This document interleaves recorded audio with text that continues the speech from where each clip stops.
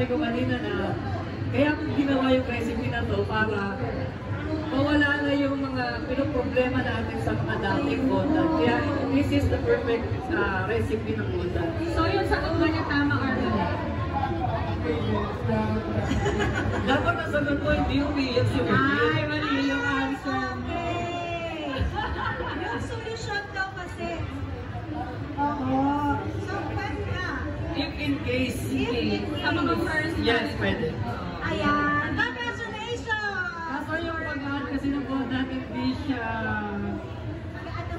ay cornstarch ay hindi masyado advisable kasi nga hindi siya ayun. Ayan, meron ka naman caramel budget. Saan gagamitin ang caramel budget?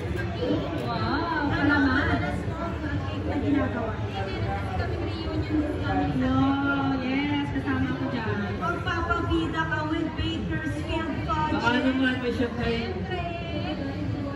So ito yung gagawin natin mga loading cakes. Gamit itong tatlong rules na to, pinasimple niya yung pagkagawa ng roast.